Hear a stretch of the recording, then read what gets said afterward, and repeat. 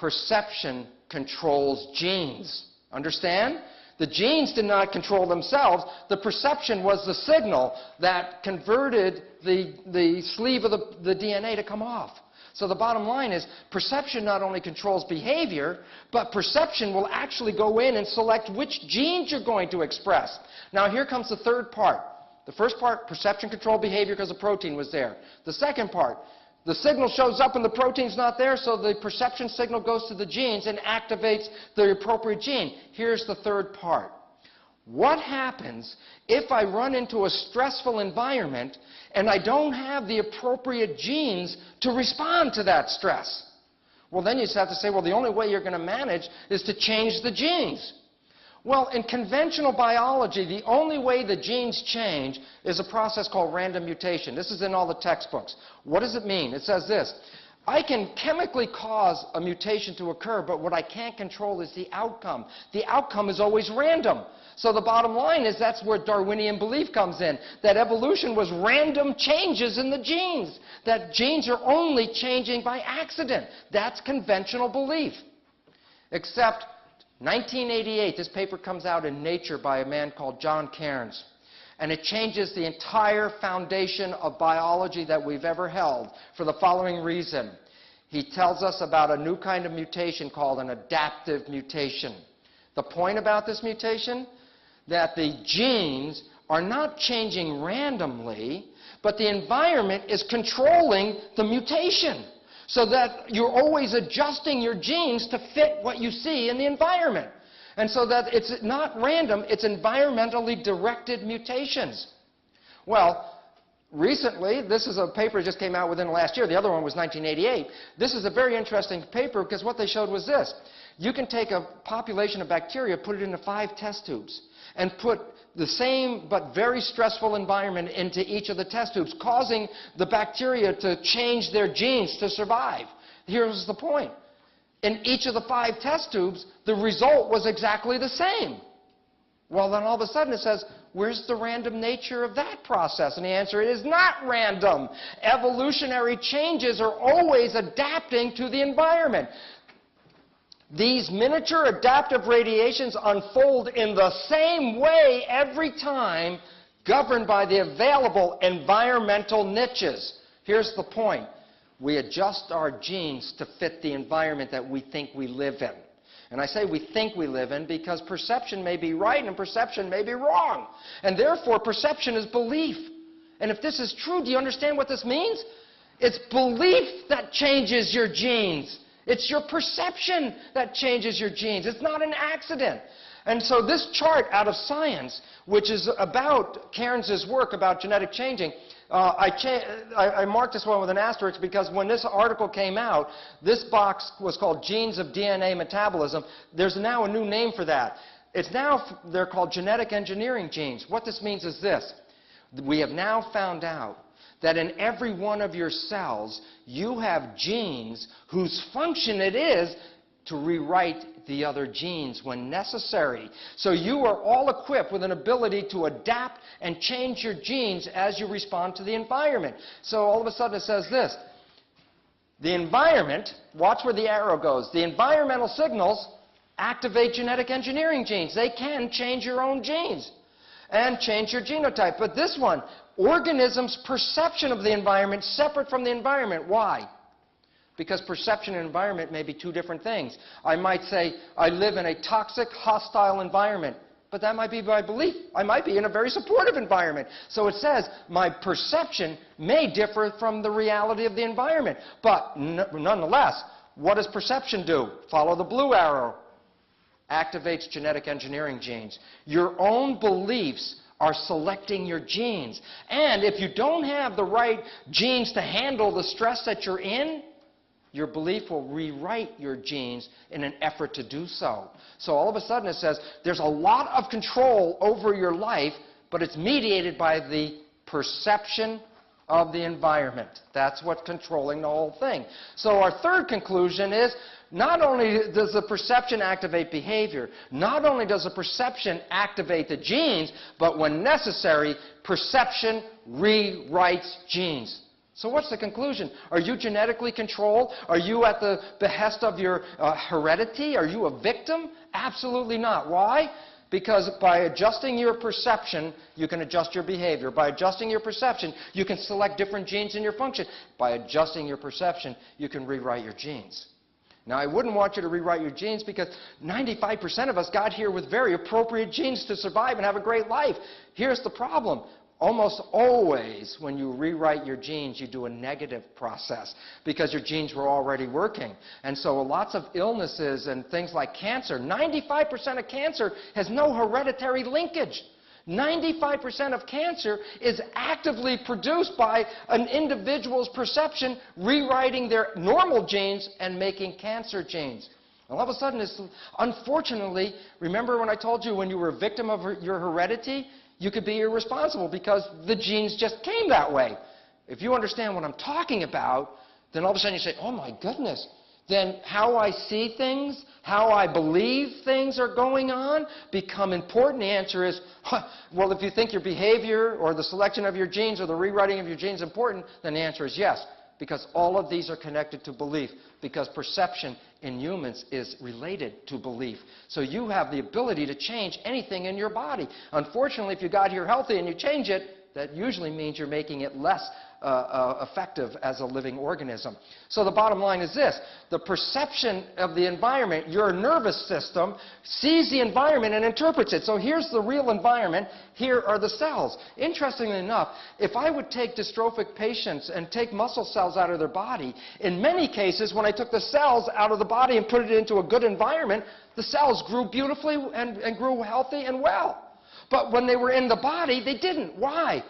Because somewhere between the environment and the cell, the perception got involved with it. So our beliefs are altering our biology at every moment, at every time, okay? So the question is, what kind of beliefs and genes am I affecting? Here's this beautiful but very important, simple understanding. The genes in your cell are the equivalent of programs in a disk in a computer, okay? And the bottom line about it is this. What kind of programs then are in your body? And the answer is simply this. There are two classes of programs. One class is for growth and reproduction, which is a form of growth, and the other is for protection. So that the bottom line is this. When you walk into the environment, you're either going to select growth programs or you're going to select protection programs. And I'm going to explain why it's either or. I'll give you a simple understanding. I put a cell in a petri dish. And in one petri dish, I put nutrients here in front of the cell. In another petri dish, I put toxins in front of the cell. And then I wait for a period of time. What's going to happen? The answer is this. Cells always move toward signals, nutrients or whatever, positive signals, because positive signals encourage growth. On the other hand, when a cell was confronted with a toxin, toxins threaten survival. So what does a cell do? It doesn't move to the toxin. What does it do? It moves away. And therefore, cells always move away from negative signals. Why is that important? If I'm a cell and there's toxins, there's food here, I'm going to move this way. If I'm a cell and there's toxins, I'm going to move this way. Can a cell move forwards and backwards at the same time? And the answer is no. Why is that relevant? And the answer is simply this. When confronted with an environmental signal, the cells have to make a decision to be in growth or to be in protection. Why is that relevant? Because when the cell is in protection, it stops growing. And the more protection we think we need, the more we shut off our growth mechanisms. And therefore, we start stymieing our own health. Let me give you an example. Cells move toward positive signals as a mode of growth. Cells move away from negative signals as a means of protection. There are some signals that the cell doesn't even care about because it doesn't bother its growth or its protection. So there's some signals the cell doesn't really care, so there's zero. So the bottom line is this. Cells are either moving in growth or cells are moving in protection, but they can't do both at the same time. That's an individual cell, but I said you were made out of 50 to 75 trillion cells. So when I look at a human, I have a graded scale. You are either in some degree of growth or you're in some degree of protection based on the signals. Here's the interesting aspect. The most important growth-promoting signal in the world today for a human is love. It exceeds nutrition. A child getting love will grow. A child not getting love will be stymied in its growth. For example, in Eastern European orphanages where kids are given a lot of nutrition but no attention, their growth parameters, their intelligence, their height, every aspect of their development is reduced by 30% or more, most of them becoming autistic. What is an autistic child? Think about it. An autistic child is not responding to the environment. Why not? Because somewhere in its development, it started to put up the walls of protection because it wasn't getting love, and at some point, it shuts itself down and is no longer responding to the environment that is the highest form of protection. But look what happens to the child. It will die from the process. And the issue is this. When you are in fear, you're shutting down your growth mechanisms. When you're in love, you're enhancing your growth mechanisms. And it's as simple as that. It's a dual strip, one way or the other way. And there's a mechanism for it. In your system, it's called the hypothalamic pituitary adrenal axis. The hypothalamus is the portion of the brain that gauges the signals. When the environmental signals come into the mind says, is that positive or is that a negative signal? It has to know. And the idea is this. If it's a negative signal, then what's going to happen is the stress is going to activate the pituitary gland. Remember the word pituitary gland in basic education? It was called the master gland. Why? Because the pituitary gland is going to control the shape of the body. So there's two shapes, growth or protection. In negative signals, what ultimately happens is this, in negative signals, what happens is this, that the stress activates the pituitary gland to get into fight or flight. Remember fight or flight? Here's the issue. I have two parts of my body that I can subdivide for you right now. This area has all the organs in it. This is the viscera. What do you think the function of the viscera is? Growth. This is the muscles and the bones, support. What else is it for? Protection. So here's the point. When I get into fight or flight, am I going to use my viscera or am I going to use my muscles to survive? The muscles. So here's what happens. The hormones released by the adrenal glands cause the blood vessels in the viscera to squeeze and push the blood to the periphery where the muscles are so I can feed my muscles and get ready to run. And the issue about that is, what was the function of the viscera? Growth. But if I take the blood and send the blood from the viscera to the muscles, what happens to growth? It stops. Under stress, you shut down your growth mechanism. Also, your immune system is a protection system, but the immune system doesn't protect you from lions. What does it protect you from? Bacteria and viruses, things that get under your skin. So the adrenal system is for protection against things in the environment that threaten you. The immune system is to protect you from things that get under your skin. So here's the point. If you're running away from a lion and you're in fight and flight, do you think you need the immune system? No. And in fact, because the immune system uses so much body energy, here's what happens. When the adrenal hormones get higher, it shuts off the immune system. As you get under stress, not only are you stopping your growth, but you're now shutting off your immune system. You find that at work or at school, when school comes to the end of the semester and everybody's under stress, that's when everybody starts getting sick. And the reason why is stress shuts off the immune system. It's so effective that medical doctors use the stress hormones to inhibit the immune system in people that they graft tissues and organs into. Why? I don't want them to reject the graft, so how do I stop them? Well, I want to shut off the immune system. I give them stress hormones. Well, if you're under stress, what are you doing to your own biology? You're opening yourself up for things to then come and attack you. And the last interesting aspect about it is simply this. When you're in fight or flight, are you going to use reflex behavior or are you going to use thinking and logic behavior to get out of the mess? Okay, why that's important? Because the hormones, remember I told you the hormones squeeze the blood vessels in the viscera and force the blood to the periphery? Well, the same hormones squeeze the blood vessels in the forebrain and push the blood to the hindbrain where reflex behavior comes from. Here's the point. Under stress, you are less intelligent. And you ought to know that if you've ever taken any school classes and you took that exam and you said, well, I know all the answers, right? And you sit down and you start doing the exam and you come to question number 7 and you go, I don't know this one. And guess what? You can feel your body tingling. Why? Well, the first thing is you're getting blood in your arms and legs ready to run out of the classroom, save your life. But then as you're doing this, you're realizing, I can't think of the answer, I can't think of the answer. So you say, okay, let me go to the next question. And that one's a simple one. You know what? You don't know the answer to that one. And the reason why? When you get under stress, you get ready for reflex behavior. Your conscious intelligence is reduced. So what does this mean in the world that we live in?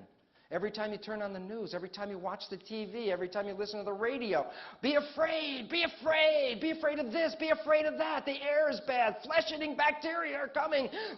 So the bottom line is this. What do you think about your normal adrenaline levels in the population? They're so high, we're all under stress. People are getting sicker by the day, and we're getting less intelligent. So in conclusion, let me wrap it up and show you this. Here's the point. The body is like a camera for the following reason. Whatever the environmental signal is, it's picked up by the lens. So the camera sees something, the lens picks it up and translates it into the film where you make a complementary copy, so that the camera always makes a complement of what is found in the environment. Well, the truth is, in biology, it's the same thing.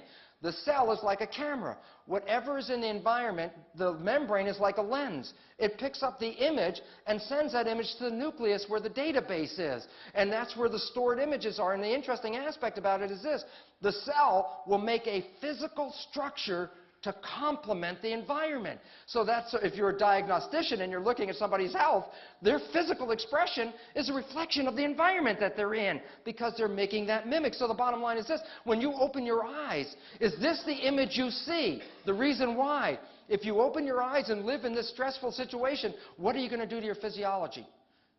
Adrenaline, fight or flight, shut down growth, shut down the immune system, and be less intelligent.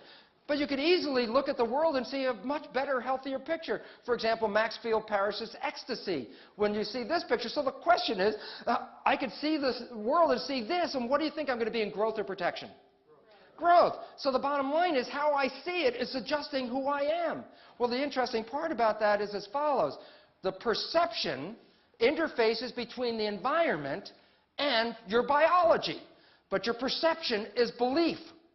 And therefore, beliefs act as a filter between the real environment and your biology. So your belief filters interfere if they're not accurate. If your beliefs are off, you're going to select genes that are inappropriate for the environment. So again, what keeps you in balance? Keeping your perception clear. So the bottom line is this. We actually end up with a filter between the environment and the camera, which is learned. We learned these filters. Before we were born, we were already learning. On the weekend course, I talk about conscious parenting. Many of your beliefs were already installed in you before you were born through the interaction of your mother and her perception of the environment, because she was helping. Mothers and fathers are actually are genetic engineers. They are selecting genes in their offspring as they develop, so the offspring fits the environment that the parents live in. Interesting point. Well, the question is this. We have filters. So now you've got envelopes that you came with. There's a red and green filter. Let's call these belief filters. And what I would like you to do is put one or the other filters in front of your eyes. Pick a red one or a green one, whatever one they got, and hold it up in front of your eyes and look at the screen. I'm going to ask you a question, and don't open them up. If they're double, keep them folded, okay?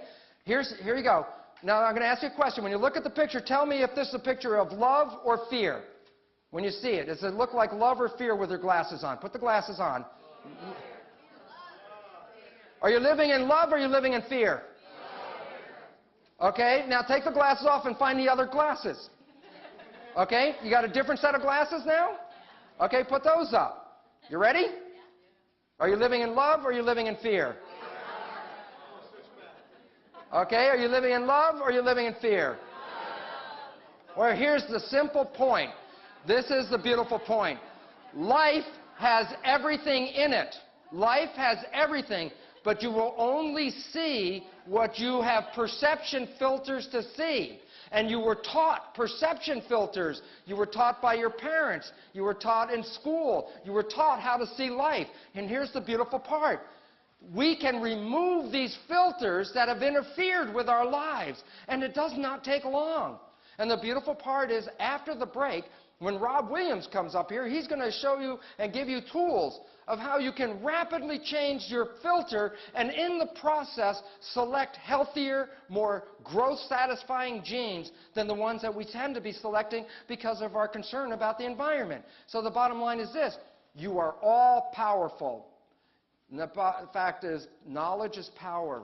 With this knowledge, you have power over the unfoldment of your own life. You have power over which genes are going to be activated, which behaviors you're going to express. You are all powerful. You are not victims of genes. And the beautiful part about it is, all you have to understand is, what beliefs are you selecting genes with? And if they're not appropriate, you can change these beliefs. And this is the beautiful part about the second half of this program. Thank you very much for your attention on this. Thank you. Thank you very much.